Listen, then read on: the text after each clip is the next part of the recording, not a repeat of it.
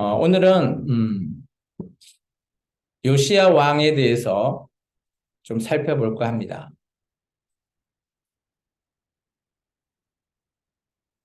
열왕기하 23장은 22장의 말씀을 이어서 바로 이어서 봐야 된다라는 거죠. 왜냐하면 요시야 왕이 8살 때 왕에 오르고 나서 그죠? 18살 때 18년 왕이 저기 18년 되던 해에 오늘 성전을 보수하고 수리하기 위해서 시작을 했는데 그곳에서 율법책을 발견했습니다. 아마 이 율법책이 레위기서 아니면 신명기서가 아닐까 보통 학자들이 추정해 봅니다. 이 율법서를 읽고 요시야 왕은 옷을 찢고 내가 기존에 살았던 내가 행했던 것이 잘못 살았구나 깨달아졌다라는 거죠. 그래서 먼저는 자기 수하, 가까운 자기 수하들부터 시작해서 그리고 이스라엘 민족의 지도자들, 제사장들, 뭐 이런 사람들을 다 불러서 이 말씀을 또 읽게 하고요. 그리고 나서 나아가서 오늘 우리 23장 1절에서 3절의 말씀을 보면 모든 백성들을 다 불러 모읍니다. 그리고 그들 앞에서 이 말씀을 낭독하게 하였죠. 그렇다면 이스라엘 민족이 이런 말씀을 낭독을 했었을 때 이스라엘 백성 입장에서 한번 생각해 볼 필요가 있죠. 그들 입장에서 이 말씀을 들었을 때 찔림이 있어야 된다는 거죠.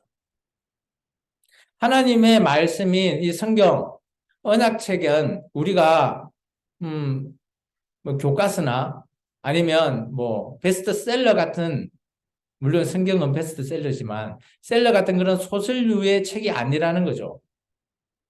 이런 책을 읽고 나서 내 마음에 찔림이 있다.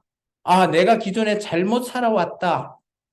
이런 것을 하나님께서는 말하고자 하시는 거죠.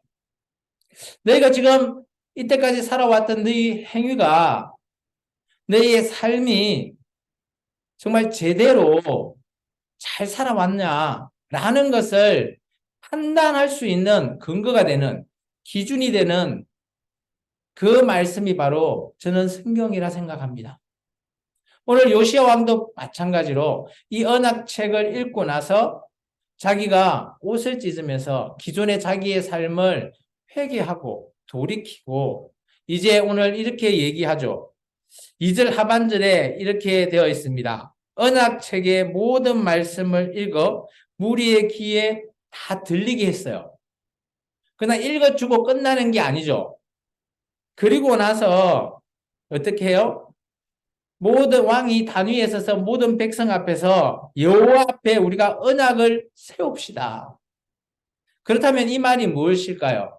기존의 이스라엘 민족은 이 당시만 해도 하나님의 성전에 가서 제사를 드리는 그런 백성이에요. 왕이 당연히 제사를 드리죠. 그런데 오늘 이 말씀을 읽어보면 기존에 드렸던 그 제사가 기존에 드렸던 자기들의 행위가 잘못됐다는 거죠. 그걸 깨달았다는 거죠. 그래서 오늘 이것에 대해서 다시 우리가 하나님과 언약을 세우자 라고 그죠? 백성들에게 말했습니다. 그리고 요시야 왕이 결단을 하죠. 3절 하반절 이 책에 기록된 이 언약의 말씀을 내가 어떻게 하겠다? 이루게 하리라. 저는 여기에 줄을 끊어오시면 좋겠습니다. 별표 5개죠. 하나님의 언약의 말씀을 요시야 왕이 이루겠다고 결심하고 결단하고 그리고 이 언약의 말씀대로 실천하겠노라 백성들과 또한 나아가서 하나님과의 또 다시 언약을 세웠다라는 겁니다. 한번 좀 돌이켜 보셔야 될 부분이 있는데요. 우리가 예수님을 처음 만났을 때로 한번 돌이켜 보십시오. 우리가 예수님 앞에서 우리의 죄를 고백하고 회개하고 이제 주님의 뜻대로 살겠노라 결단이 있지 않았습니까? 그것이 바로 예수님과 우리가 맺은 그 새로운 언약의 시작이 되었죠. 오늘 요시야 왕이 그죠? 기존에 모세가 시내산에서 맺었던 그 언약 충분히 유지해 왔다라고 백성들은 생각하고 있습니다. 기존의 왕들도 마찬가지. 그리고 요시야 왕이 율법책을 발견하기 전까지는 나는 하나님과의 그 모세가 세웠던 시내산 언약 잘 지키고 있었다. 이렇게 착각을 한 거죠. 오해를 한 겁니다. 근데 오늘 어떻습니까? 요시야 왕이 자기의 첫 번째는 마음을 개혁한 겁니다. 그리고 나서 이렇게 살면 안 되겠구나. 이렇게 기존대로 하면 안 되겠구나. 결단하게 되는 거죠. 그리고 나서 오늘 모든 것들을 이 언약책, 하나님의 말씀인 성경을 기준으로 내가 반드시 이루겠다. 우리가 예수님을 믿고 결단하였을 때 내가 평생 죽을 때까지 내가 예수님을 믿겠노라 결단했을 때와 저는 똑같다라고 봐요. 요시야 왕의 그런 결단은 왕으로서의 결단이지만 오늘 우리의 결단은 뭘까요? 우리의 삶, 나의 전부를 이제 주님 앞에 내놓겠다라고 나의 인생을 드리겠노라 결단한 우리의 모습과 저는 동일하다라고 봅니다. 그래서 오늘 23장에 나온 이 모습은 오늘날 우리 교회인 우리의 모습으로 저는 여러분이 하셔야 될 거라고 봅니다. 오늘 그런 이스라엘 민족이, 그죠? 백성들이 뭐라 그러죠? 3절 하반절이 다 그 언약을 따르겠습니다. 라고 했다라고 나오죠. 근데 정말 이대로 잘 따랐을까요? 라는 것이 의문이라는 거죠.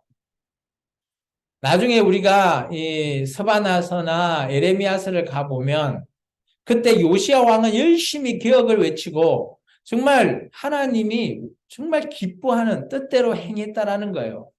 근데 백성들은 어때요? 앞에서는 요시야 왕에게 하겠습니다 해놓고 돌아서는 하지 않고 자기가 섬겼던 우상을 섬기는 겁니다. 이것을 우리는 뭐라 그러죠? 저는 이 단어를 찾으려고 아무리 찾으려고 했는데 잘 찾아지지 않더라고요. 우리는 보통 이런 사람을, 그죠? 뒤통수를 치는 사람? 그러니까 아마 겉과 속이 다른 사람? 좀 더 나아가면 뭐 그런 행위가 어때요? 배신 행위? 배신자? 저는 이게 적절한 단어가 없더라고요. 뭐 간신 뭐 이런 단어들도 제가 찾아보니까 나오더라고요. 간신배. 혹여나 우리가 하나님과 예수님 사이에 우리의 언약이 통해서 예수님 앞에는 아멘 아멘 해놓고 우리가 돌아서서 하나님이 싫어하는 일을 하고 있지는 않을까. 그렇다면 오늘 꼭 이 요시야 왕 때에 하나님의 백성인 이스라엘 백성과 우리와 별 차이가 없다라고 저는 생각되었다라는 거죠. 요시야 왕의 개혁이 어마어마하게 일어납니다. 우리가 이제 조금 이따 읽어볼 건데요. 요시야 왕의 개혁은 먼저 예루살렘에서부터 일어납니다. 그리고 나아가서 이 당시에 북이스라엘은 아수르에 의해서 멸망당합니다. 그래서 그게 베델이라는 곳, 그리고 사마리아라는 곳까지 가서 요시야 왕이 개혁을 합니다. 그런데 그 당시 잘 생각해 보면 북이스라엘이 없는데도 이 요시야 왕은 왜 베델과 사마리아까지 나아가서 개혁을 할까요? 근데 그곳에는 사람이 살고 있다는 거죠. 요시야 왕의 생각은 그런 거죠. 율법서 이걸 잘 생각해 보면 아마 저는 신명기서가 아마 요시야가 발견한 책이 아닐까 한번 생각해 봅니다. 왜냐하면 그 근거는 오늘 신명기서에는 보면 모세가 여호수아에게 얘기하잖아요. 너희가 가나안 땅에 들어갔을 때 제발 이렇게 좀 해달라. 이렇게 살아달라라고 하죠. 그러면 가나안 땅의 전부를 얘기하는 거죠. 그렇기 때문에 아마 요시야 왕이 자기가 있는 남유다 예루살렘만 한 것이 아니라 나아가서 기존에 북이스라엘에 있었던 베델 그리고 사마리아까지 가서 개혁을 한 것이 아닐까 저는 추정해 봅니다. 이건 저희 추정이에요. 어쨌든 간에 오늘 말씀을 읽어보면 사마리아까지 개혁을 합니다. 우리 말씀을 한번 보고 계속 전해볼까요? 좀 길게 읽겠습니다. 4절에서부터 20절까지입니다. 좀 길죠? 우리 한번 읽어주십시오. 왕이 대제사장 회개와 모든 제사장들과 문을 지킨 자들에게 명령하여 바알과 아세라와 하늘의 유한 신들을 위하여 만든 모든 그릇들을 여호와의 성전에서 내다가 예루살렘 바깥 기드론 밭에서 불사르고 그것들을 제대로 가져가게 하고 옛적에 유다 왕들이 세워서 유다 모든 성읍과 예루살렘 주위의 산당들에서 분양하며 우상을 섬기게 한 제사장들을 폐하여 또 바알과 세마리들과 그 때와 하늘의 모든 별에게 분양하는 자들을 패하고 또 여호와의 성전에서 아세라 상을 내다가 예루살렘 바깥 기드론 시내로 가져다 거기에서 불사르고 쌓아서 가루를 만들어 그 가루를 향미로운 물주에 뿌리고 또 여호와의 성전 가운데 남창과 집을 허었으니 그곳은 여인이 아세라를 위하여 피를 쌓는 숲이었더라. 또 유다 각 성읍에서 모든 제사장을 불러오고 또 제사장이 분양받은 산당을 개발해서부터 구엘세바까지 더럽게 하고 또 성문의 산당들을 헐거렸으니 이 산당들은 그 성읍의 지도자 여호수아의 대문덕이 곧 성문 왼쪽에 있었더라. 산당들의 제사장들은 예루살렘 여호와의 제단에 올라가지 못하고 다만 그 형제 중에서 무교병을 먹일 뿐이었더라. 왕이 또 희망을 받은 무자기의 보벳을 더럽게 하여 어떤 사람도 몰록에게 드리기 위하여 자기의 자녀를 불로 지나가지 못하게 하고 또 유다 여러 왕이 태양을 위하여 드린 말들을 제하여 버렸으니 이 말들은 여호와의 성전으로 들어가는 곳 근처 넷이 나단-멜렉의 집 곁에 있던 것이며 또 태양 수레를 불사르고 유다 여러 왕이 아하스 다락 지붕에 세운 제단들과 므낫세가 여호와의 성전 두 마당에 세운 제단들을 왕이 다 헐고 거기서 쌓아내려서 그것들의 가루를 기드론 시내에 쏟아부리고 또 예루살렘 앞 멸망의 산 오른쪽에 세운 산당들을 왕이 더럽게 하였으니 이는 옛적에 이스라엘 왕 홀몬이 시돈 사람은 가증한 아스다롯과 모압 사람은 가증한 그모스와 암몬 자손을 가증한 밀곰을 위하여 세웠던 것이며 왕이 또 석상들을 깨뜨리며 아세라 목상들을 찍고 사람의 공을 그곳에 세웠더라. 또한 이스라엘에게 범죄하게 한 느바스 아들 여로보암이 베델에 세운 제단과 산당을 왕이 헐고 또 그 산당을 불사르고 쌓아서 가루를 만들며 또 아세라 목상을 불살랐더라. 요시아가 몸을 돌이켜 산에 있는 무덤들을 보고 보내어 그 무덤에서 해골을 가져다가 제단 위에서 불살라 그 제단을 더럽게 하니라. 이 일을 하나님의 사람이 전하였으니 그 전한 여호와의 말씀대로 되었더라. 요시아가 이르되 내게 보이는 저것은 무슨 기적이냐 하니 성읍 사람들이 그에게 말하되 왕께서 베델의 제단에 대하여 행하신 이 일을 전하러 유다에서 왔던 하나님의 사람은 요실이니이다 하니라. 이르되 그대로 두고 그 뼈를 옮기지 말라 하니 우리가 그 뼈와 사마리아에 좋은 선지자의 뼈는 그대로 두었더라. 전에 이스라엘 여러 왕이 사마리아 각성읍에 지어서 여호와를 경배하게 한 산당을 요시아가 다 제거하되 베델에서 행한 모든 일대로 행하고 또 거기 있는 산당 제사장들을 다 제단 위에서 죽이고 사람의 해골을 제단 위에서 불사르고 예루살렘으로 돌아왔더라. 아멘. 요시야 왕의 기억은 어마어마한 범위이죠. 그죠? 예루살렘에서 비롯해서 오늘 베델 그리고 사마리아 어떻게 보면 아마 이 당시 지금 요시야 왕이 즉위했을 때 당시에 아마 가장 많은 사람들이 살고 있었던 곳으로 보통 추정되어집니다. 근데 그곳에서 그들이 하는 행위들이 한결같죠. 오늘 읽어보면 예루살렘도 마찬가지, 베델도 마찬가지, 사마리아도 마찬가지 우상이라고 하는 것을 숭배하고 있었다는 거죠. 그래서 요시야 왕은 우상 숭배 금지, 그 우상을 어디서 숭배하는가 하면 당시 산에 있는 산당이라는 곳에서 숭배했어요. 그래서 산당도 다 제거해 버립니다. 그리고 또 놀라운 거는 여기 보시면 요시야 왕 때 정말 하나님의 제단, 단이라고 하는 번제단 이외에 우상들에게 드리는 단이 어마어마하게 많다라는 겁니다. 5절에 보시면 나오죠. 그죠? 아닙니다. 죄송합니다. 5절이 아니죠? 몇 절인가요?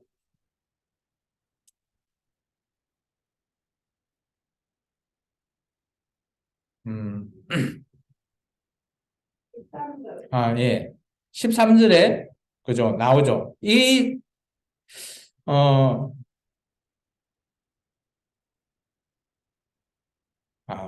아, 이거는 산당이고요. 잠시만요.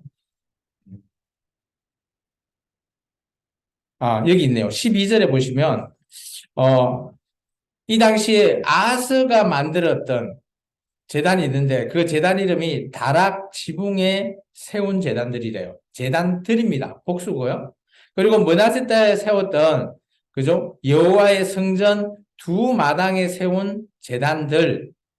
그렇다면 이 제단들은 하나님께 드리는 제단이 아니라는 거죠. 그러면 놀라운 거는 산당에서 드리는 그 제단뿐만 아니라 성전 안에도 이런 제단들이 있었다라는 거죠. 그래서 이 요시아는 이런 모든 것들을 어때요? 재단을 여기 표현이 참 유머스럽습니다. 12절에 보시면 다 흘어서 빻아서 그걸 가루를 내어서 시냇가에 다 쏟아버렸대요. 아마 재단은 놋으로 보통 만들거든요. 번제단은. 그럼 다른 재단도 비슷할 거라 봅니다. 그러면 놋을 이렇게 한다는 거? 과연 뭐 했을 수도 있는데 놋을 빻아서 가루를 내서 시내까지 뿌린다? 이런 행위는 어떻게 보면 그 백성들에게 경각심, 백성들에게 다시는 우상에게 단을 쌓지 말라라는 경고의 멘트가 아닐까, 경고의 행위가 아닐까라고 저는 생각되었습니다. 아마 철두철미하게 요시야 왕은 개혁을 하는 거죠. 그리고 놀라운 거는 이방신, 그러니까 산당의 제사장들도 다 패해버려요. 8절에 보면 예루살렘에 있는 산당에 분향하는 그 9절에 보면 제사장들 있죠. 8절에서 9절에 보면 산당들의 제사장들을 아예 그들은 절기, 유월절, 무교병도 그죠? 그 절기의 제단에 올라가서 제사도 못 드리게 막아버리고요.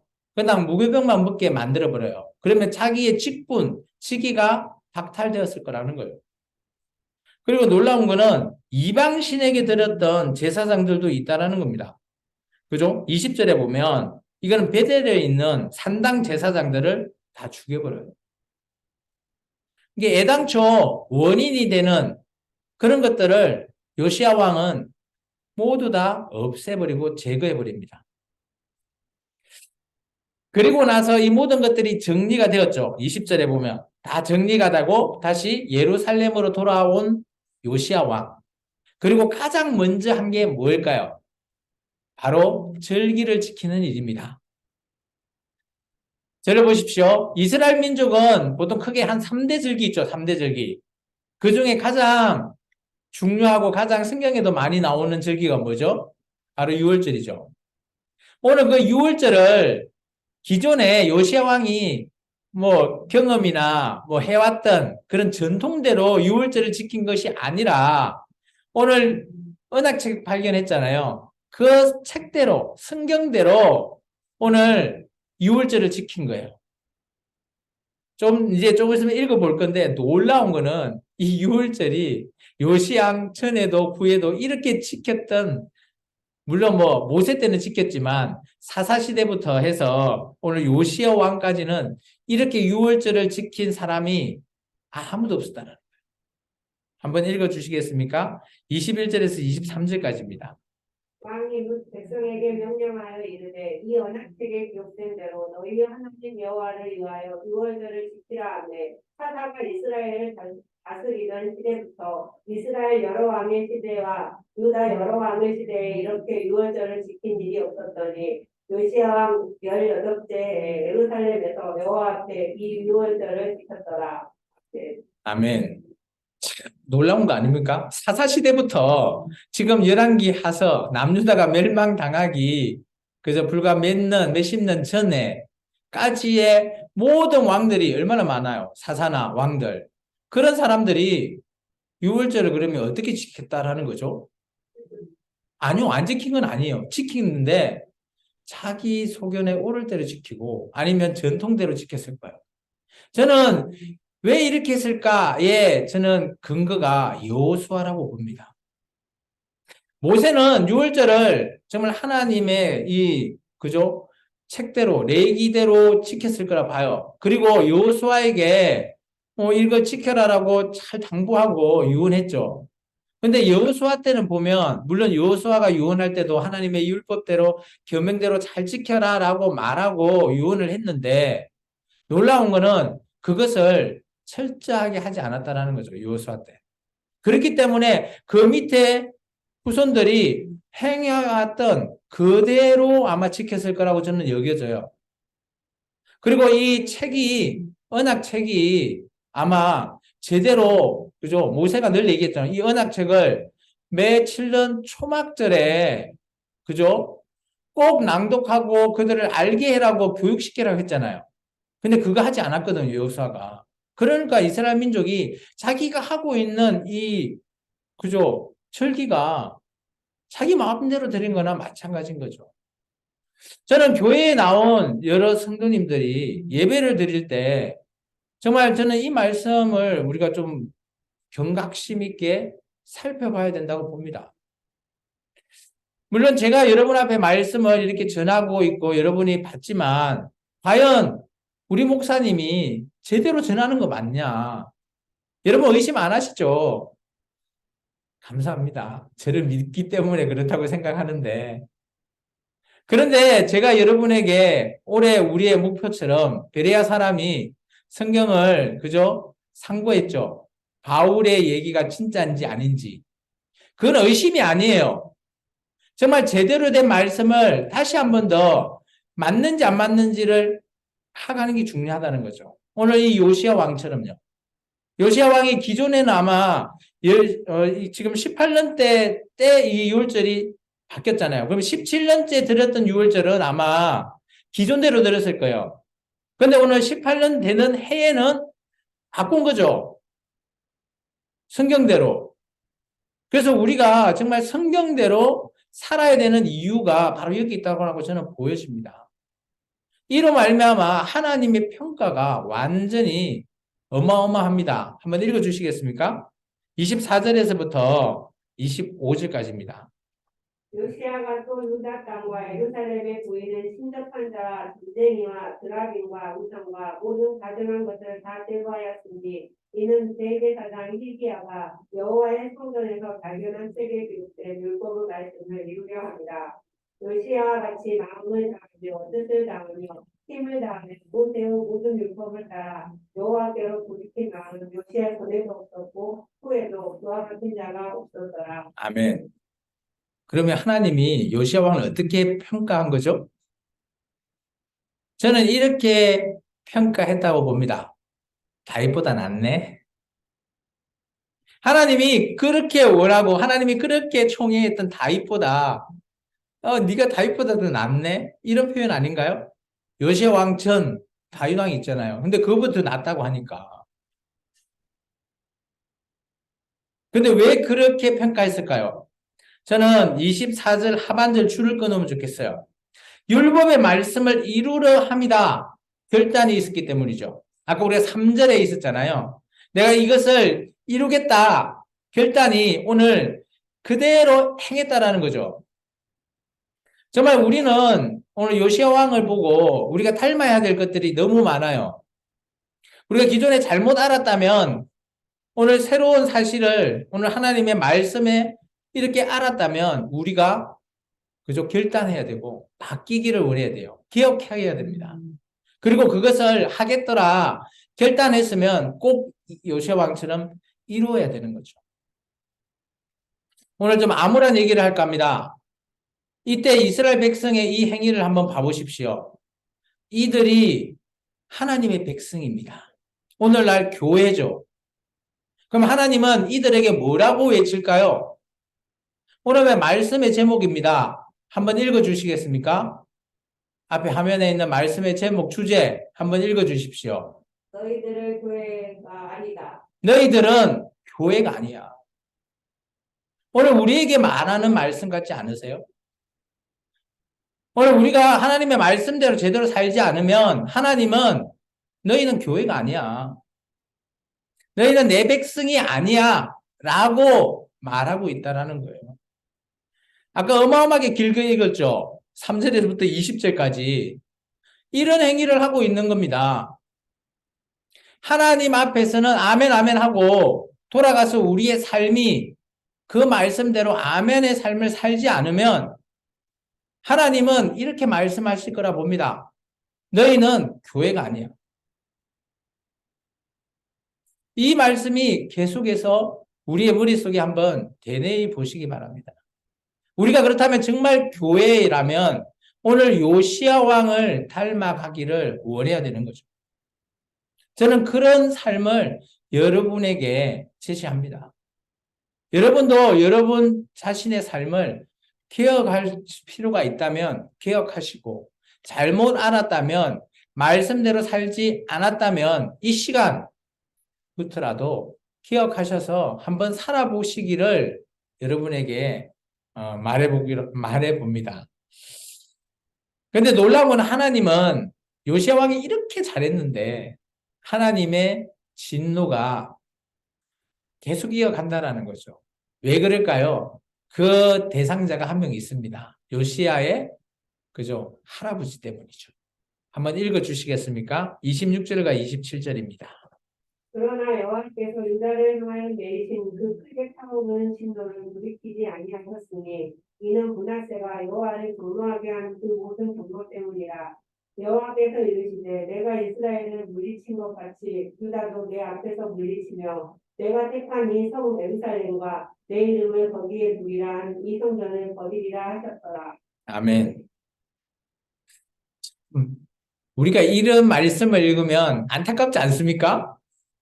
우리 그런 생각 해보지 않아요? 삼국시대 때 신라가 통일을 해서 그죠? 천년이라는 시간을 갔는데 그때 혹시 고구려가 통일을 했다면 지금 중국 땅이 우리 땅이 아닐까? 이런 뭐 막역한 상상? 오늘 요시야 왕은 이렇게 잘했는데 므낫세 때문에 하나님의 진노가 끝까지 간다라는 거죠. 그러면 이 나라가 멸망하는 거죠. 근데 우리가 이런 상상할 수 있잖아요.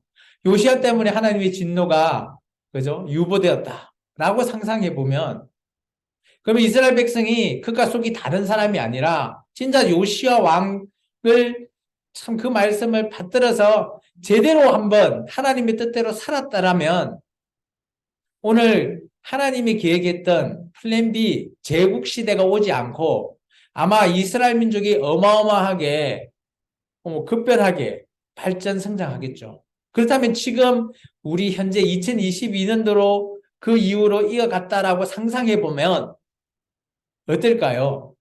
지금과 완전히 다른 세계가 이루어졌을 거라 봅니다. 그게 아마 하나님이 꿈꾸는 플랜 A의 계획이었을 거예요. 그런데 오늘 이스라엘 민족이 그것을 따라주지 못하는 오늘 하나님의 교회가 그것을 따라주지 않으면 우리 대한민국도 마찬가지 아닐까요? 우리가 교회이기를 원한다면 오늘 말씀대로 살아가시기를 제가 여러분에게 강력하게 추정합니다. 이런 정말 대단한 왕이 죽었어요. 죽고 난 다음에 상황을 열왕기하서는 이렇게 표현하고 있습니다. 조금 길긴 한데요. 우리가 한번 읽어줄까요? 28절에서부터 끝절까지 읽겠습니다. 요시야 남은 사적과 행한 모든 일은 유다 왕 역대지락에 기록되지 아니하였으냐. 요시야 당시에 애굽 왕 바로 느고가 아스루 왕을 치고자 하여 유브라데 강으로 올라가므로 요시야 왕이 맞서 나갔더니 애굽 왕이 요시야를 무기토에서 만났을 때에 죽인지라. 친복들이 그의 시체를 병거에 싣고 무기토에서 예루살렘으로 돌아와 그 무덤에 장사하니 백성들이 요시야의 아들 여호아하스를 데려다가 그에게 기름을 붓고 그 아버지를 대신하여 왕으로 삼았더라. 여호아하스가 왕이 될 때 나이가 23세라. 예루살렘에서 석 달간 다스리니라. 그 어머니의 이름은 삼살이라. 딥나 에레미야 딸이더라. 여호아스가 그 조상들은 모든 행위대로 여호와 보시기에 악을 행하였더니 바로드호가 그를 하맛 땅 리블라에 가두어 예루살렘에서 왕이 되지 못하게 하고 또 그 나라로 은 100달란트와 금 1달란트를 벌금으로 내게 하고 바로드호가 요시아 아들 엘리야김은 그 아버지 요시아를 대신하여 왕으로 삼고 그의 이름을 고쳐 여호와김이라 하고 여호아스는 애굽으로 잡아갔더니 그가 거기서 죽으니라. 여호야김이 은과 금을 바로에게 주니라. 그가 바로 두고 명령대로 그에게 그 돈을 주기 위하여 나라에 부과하되 백성들 각 사람의 힘대로 액수를 정하고 은금을 징수하였더라. 여호와김이 왕 될 때 나이가 25세라. 예루살렘에서 11년간 다스리니라. 그 어머니의 이름은 스비다라. 유마 부다야의 딸이더라. 여호야김이 그 조상들이 행한 모든 일을 따라서 여호와 보시기에 악을 행하였더라. 아멘. 오늘 우리 조금 적어 놓아야 될 부분이 있어요. 29절에 보면 애굽 왕 느고가 아수르 왕을 치고자 하여라는 부분이 있죠. 그 치고자 하여라는 부분에 줄을 것이고 조금 이렇게 이거 이제 해석이 조금 이게 틀린 해석이에요.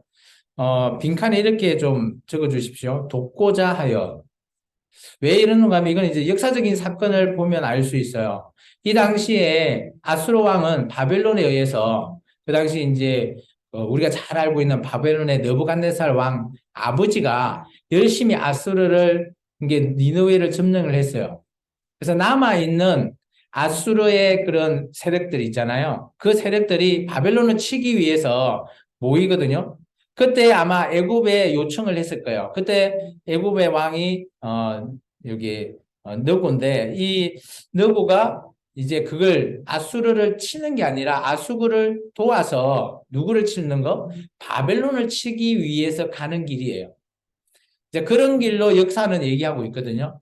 그래서 이제 그렇게 했을 때 이제 오늘 요시야 왕이 그죠 머깃도에서 애굽 왕 느고를 이렇게 가지 못하게 막다가 죽습니다. 근데 이것도 이제 역대하 우리 29절 빈칸에 이렇게 적어 놓으시면 좋겠어요. 역대하 35장 23절이라고 적어 놓으십시오. 35장 23절. 왜냐하면 열왕기 하서에서 말하는 요시야 왕의 죽음은 이렇게 돼 있죠. 머깃도에서 만났을 때 그냥 죽었죠. 근데 역대 하서에 가보면 머깃도에서 만났을 때 누가 화살을 쏘는데 그 화살을 요시야 왕이 맞아요. 맞고 어디까지 가는가 하면 예루살렘까지 다시 돌아갑니다. 철수하죠. 근데 죽는 거는 역대 하서는 예루살렘에서 죽는다라고 표현하고 있거든요. 그래서 이런 부분은 조금 열왕기 하서와 역대 하서가 좀 다르다라고 좀 기록을 해 놓을 필요가 있고요. 한번 봐보시면 요시야 왕이 어쨌든 간에 참 안타까운 죽음을 당하죠.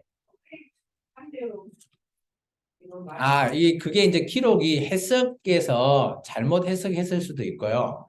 그래서 이제 우리가 이제 해석해 오는 이게 우리가 뭐라고 얘기해야 되죠? 이게 우리 이제 한글로 해석한 그 부분이 잘못된 걸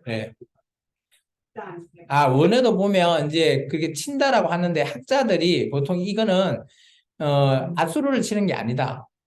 바벨론을 치는 것이다 라고 보통 그렇게 얘기하고 있어요. 그래서 이게 아마 이렇게 해석하는 것이 맞다라고 저도 생각되어져서 그렇게 좀 쓰시면 좋을 것 같고요. 뭐 중요한 건 아니고 이것은 이제 역사적인 사실을 바탕으로 해서 썼기 때문에 우리가 오해할 수 있다라는 거죠. 이때는 아수르라고 하는 나라가 거의 이게 바벨론에 의해서 니느웨의 그런 게 수도가 완전히 멸망당한 이후에이기 때문에 아수르를 굳이 치러 애굽이 올라갈 이유는 없는 거죠. 근데 바벨론을 대항하기 위해서 올라간 거다라고 보통 학자들이 주장을 하는 겁니다. 계속해서 한번 봐보시면 저는 이제 그게 중요한 건 아니고요. 오늘 이 말씀 속에서 정말 중요한 거는 요시아가 죽고 나서 31절에 보시면 그의 아들 여호아하스가 왕이 되죠. 그런데 그 평가가 어떻습니까? 32절에 줄을 좀 꺼놓으십시오. 여호와 보시기에 악을 행했다.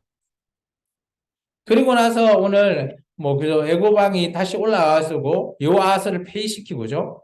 그리고 자기가 원했던 왕을 세우죠. 요시야 왕 아들 중에 엘리야김을 왕위에 올리는데 이제 이름까지 변경시켜요. 여호야김으로 변경시키고 왕위에 올렸는데 이 왕의 평가도 한번 봐보십시오. 37절. 요아 보시기에 어땠다고요?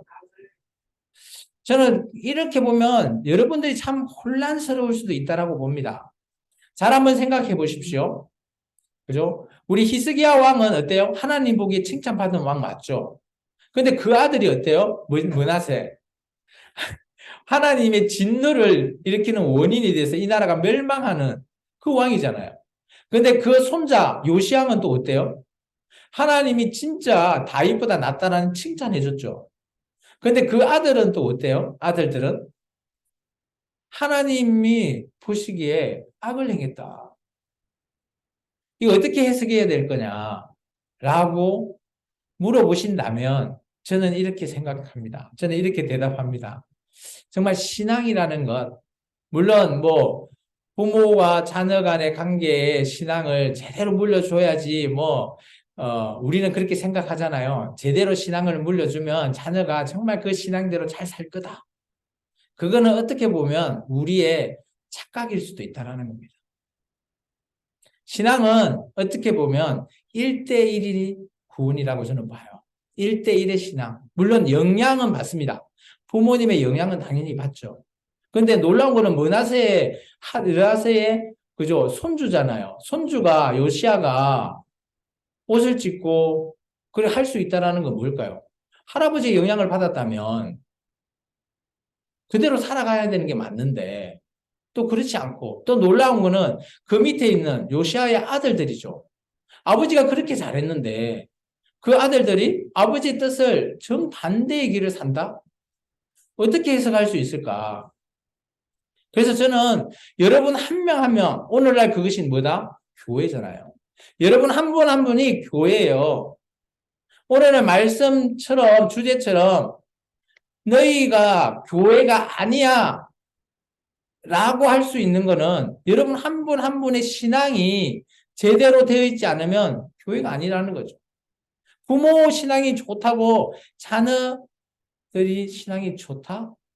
물론 영향은 받는지만 본인의 드는 결단, 오늘 요시야 왕이 했던 그 결단이 없다면 우리는 교회가 아니라는 거죠.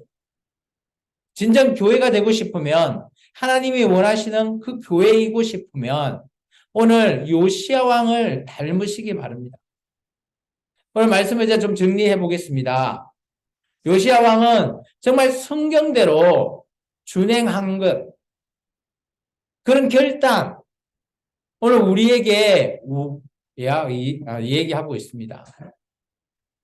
오늘 우리에게 말하고 있습니다. 여러분은 결단하셨습니까? 그렇다면 여러분의 마음을 개혁하십시오. 개혁이라는 것은 세상에 있는 이치, 전통이 아니라 하나님의 말씀을 기준으로 해서 개혁하시라는 겁니다. 그리고 오늘날 교회는 정말 많은 전통이 있잖아요. 또 많은 것들이 정말 우리 교회는 작아서 그런데 큰 교회를 가보면 오케스트라도 있고 어마어마하게 그죠? 정말 그 교회에 들어갔을 때 사람들이 그거 분위기에 압도되어 가지고 내가 하나님을 더 믿는다? 아니라는 거예요. 영향은 있겠지만 정말 중요한 여러분의 그 결단, 여러분의 마음의 찔림, 이것을 바꾸지 않으면 오늘 우리는 교회가 아니라는 겁니다. 그러면 우리가 진정한 교회가 되기 위해서는 여러분의 이런 결단과 또 마음에 여러분의 찔림에 기억을 하시기 바랍니다. 요시야처럼. 그렇게 살면 오늘 하나님께서 요시야 왕을 칭찬했듯이 여러분에게도 나중에 여러분이 하나님을 만났을 때 그 칭찬 받을 수 있으리라 믿습니다. 기도하겠습니다. 주님 감사합니다. 오늘도 귀한 말씀을 통해서 주님 앞